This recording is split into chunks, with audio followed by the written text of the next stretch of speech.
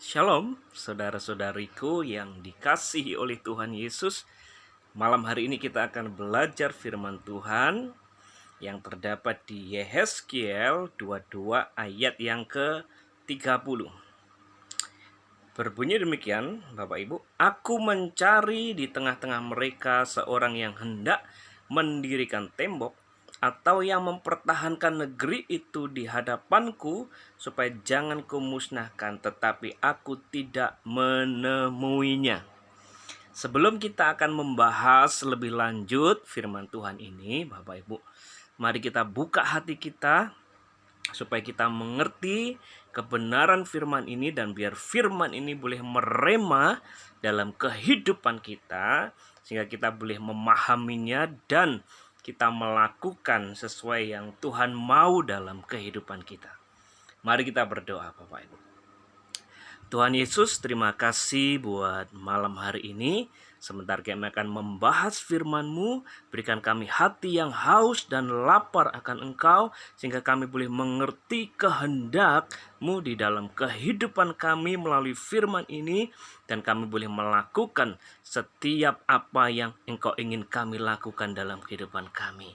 Terpujilah nama-Mu Tuhan, berikan kami hikmat, pengertian, dan pewahyuan untuk mengenal kebenaran firman-Mu malam hari ini. Terpujilah nama-Mu Tuhan Yesus.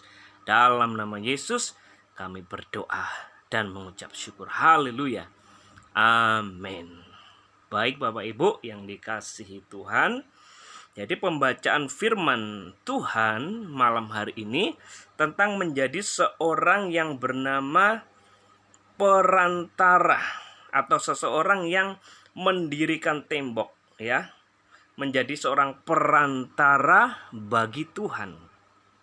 Kalau kita melihat kisah daripada Yehezkiel, ya, bagaimana Yehezkiel melihat dosa-dosa yang terjadi di Yerusalem, di bangsa Israel, Bapak Ibu, kebejatan moral di mana-mana. Dosa bertambah-tambah dengan luar biasa, Bapak Ibu. Dan ini membuat hati sang nabi merasa hancur, merasa iba, persis seperti yang dialami oleh Nuh pada waktu zaman Nuh, Bapak Ibu. Tuhan tidak mendapati seorang pun yang benar. Semua berbuat salah, semua berbuat bejat, moralnya tidak benar Tuhan, dan Tuhan hanya menemukan keluarga Nuh yang benar di hadapannya. Dan hati Tuhan sangat sedih, ya. Tuhan itu adil, setiap dosa pasti ada hukumannya. Tetapi Tuhan juga adalah pribadi yang penuh kasih. Jadi Tuhan rindu untuk menolong bangsa itu. Tetapi Tuhan membutuhkan seorang perantara, ya, seperti Yehezkiel, ya. Tuhan Yesus pun juga seperti itu, Bapak Ibu. Bapa di dalam keadilannya, dia harus menghukum setiap dosa, karena upah dosa adalah maut. Tetapi di dalam kasihnya, Bapak Ibu, Bapa menghendaki semua orang, tidak ada yang binasa, semua diselamatkan. Itulah yang membuat Tuhan kita yang mulia, Yesus Kristus, harus menanggung segala dosa manusia. Karena itu menunjukkan keadilan dan kasih daripada Allah. Melalui firman Tuhan ini, Bapak Ibu, saya tidak tahu malam hari ini apa kondisi kita. Apakah mungkin di dalam keluargamu ada situasi yang mungkin tidak enak? Mungkin engkau seseorang yang percaya kepada Tuhan, tetapi mungkin engkau melihat hidup suamimu, istrimu, anak-anakmu mungkin hidup di dalam kehidupan yang tidak takut akan Tuhan. Atau mungkin bahkan suamimu belum mengenal Tuhan. Anak-anakmu belum mengenal Tuhan. Saya tidak tahu kondisi kita malam hari ini. Saya tidak tahu kondisi yang terjadi di dalam desamu, kotamu, bangsamu saat ini, yang mungkin saat ini sedang dalam kondisi yang tidak baik-baik saja. Sama seperti yang terjadi di bangsa Israel. Tuhan memakai seorang nabi bernama Yehezkiel, Bapak Ibu, untuk berdiri sebagai perantara, ya. Seseorang yang berdiri, standing in the gap, berdiri di celah, menjadi perantara antara Tuhan dan manusia. Malam hari ini Bapak Ibu, ada 3 pesan penting yang saya rindu mau bagikan. Apabila Tuhan saat ini memanggil kita semua untuk menjadi perantara, menjadi seseorang yang berdiri di atas menara, menjadi seseorang yang berdiri atas bangsa, yang berdiri di celah, Bapak Ibu, seperti Yehezkiel. Kalau kita lihat Bapak Ibu, bukan hanya Yehezkiel, begitu banyak tokoh-tokoh di Alkitab. Mereka orang-orang yang berdiri sebagai perantara antara Tuhan dan manusia. Kalau kita melihat kisah Abraham, bagaimana Abraham standing in the gap. Dia berdiri berdoa syafaat buat Sodom dan Gomora. Kalau kita melihat kisah daripada Musa, bagaimana Musa berdiri sebagai perantara antara bangsa Israel dan Tuhan. Karena pada waktu itu Tuhan marah dan mau memusnahkan bangsa Israel. Tetapi karena doa Musa, Bapak Ibu, akhirnya Tuhan berbelas kasihan dan Tuhan mengampuni segala dosa bangsa Israel. Malam hari ini, kalau ada sesuatu yang mungkin tidak baik dalam kehidupanmu, tidak baik dalam keluargamu, jangan engkau hakimi, jangan engkau kecewa, jangan engkau putus asa. Mari mengambil tindakan sebagai seorang perantara, seseorang yang berdiri di celah, menjadi perantara antara Tuhan dan manusia. Ada 3 hal penting malam hari ini yang saya mau rindu bagikan buat kita. Seseorang yang menjadi perantara. Yang pertama adalah, siapakah itu seorang yang menjadi perantara? Seorang yang menjadi perantara adalah seorang pendoa syafaat. Yang pertama Bapak Ibu. Jadi kalau ada sesuatu yang tidak baik-baik saja dalam keluargamu, apakah itu suami, anakmu, atau mungkin tetanggamu, lingkunganmu, dalam kondisi yang mungkin kurang baik, jangan menghakimi, jangan marah, jangan kecewa. Mari ambil peranmu sebagai seorang perantara yang berdiri sebagai pendoa syafaat buat keluargamu. Berdoalah, berdirilah, bersyafaatlah seperti Abraham bersyafaat buat Sodom dan Gomora. Seperti Musa yang bersyafaat buat bangsa Israel. Tahukah Bapak Ibu, doa kita sangat powerful di hadapan Tuhan. Karena doa Musa, bangsa Israel tidak jadi dimusnahkan oleh Tuhan. Saya mau berkata malam hari ini, apapun yang terjadi dalam hidupmu, mungkin suamimu belum bertobat, jangan kecewa, jangan sakit hati, jangan putus asa. Mari ambil peranmu, berdoa syafaatlah buat suamimu, buat anakmu. Firman Tuhan berkata, doa orang benar sangat besar kuasanya, Bapak Ibu. Pada waktu kita berdoa, terjadi sesuatu di alam roh yang sanggup mengubah situasi daripada keluargamu. Ya, mari ambil ini Bapak Ibu.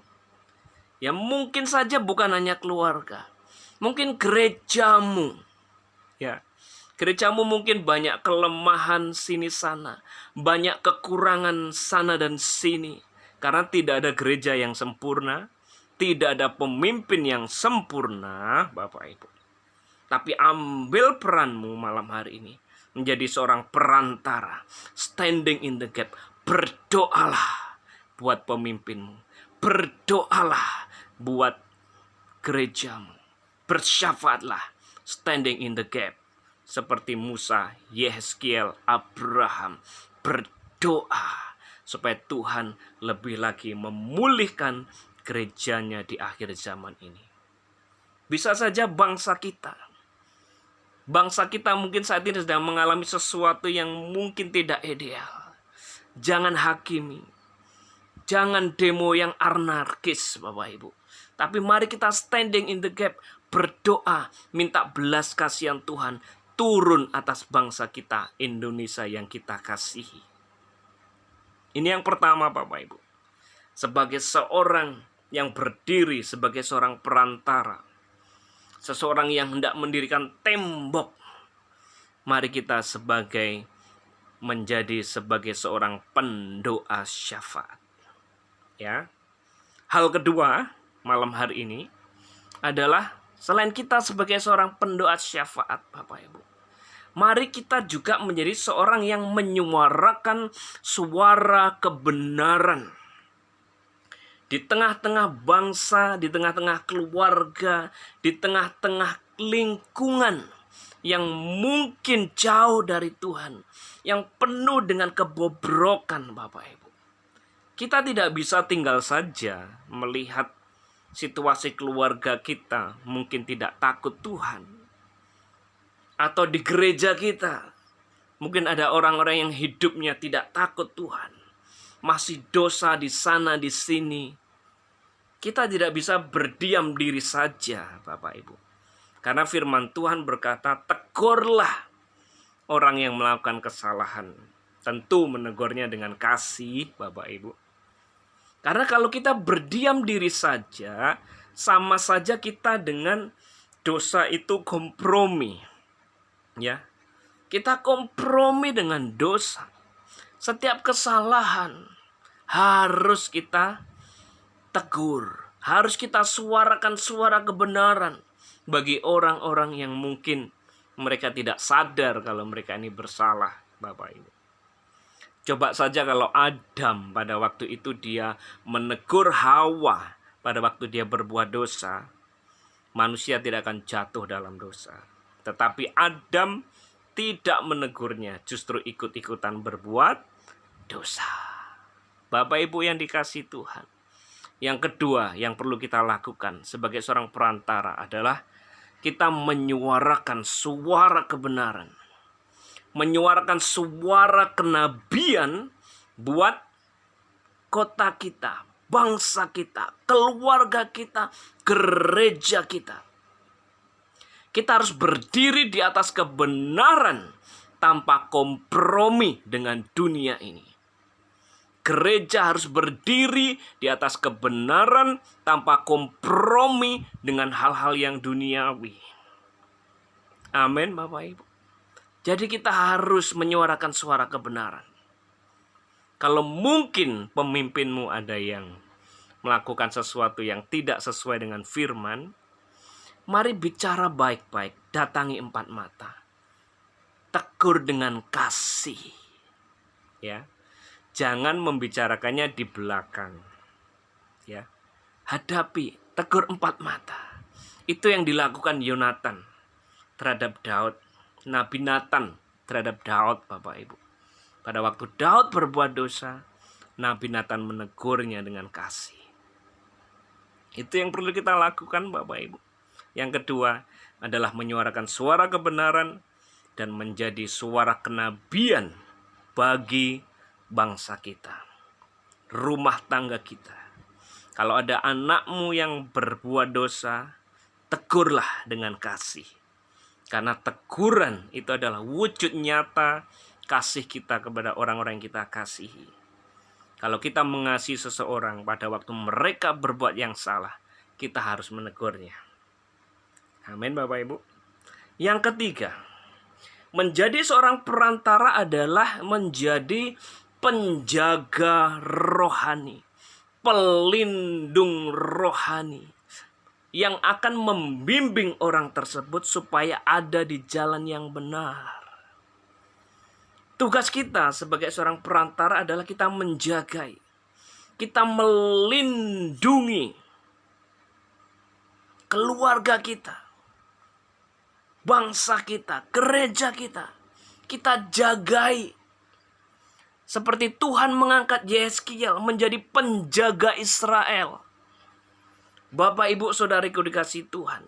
kita semua juga diangkat Tuhan menjadi penjaga buat keluargamu, penjaga buat gerejamu, penjaga buat kotamu, buat bangsamu.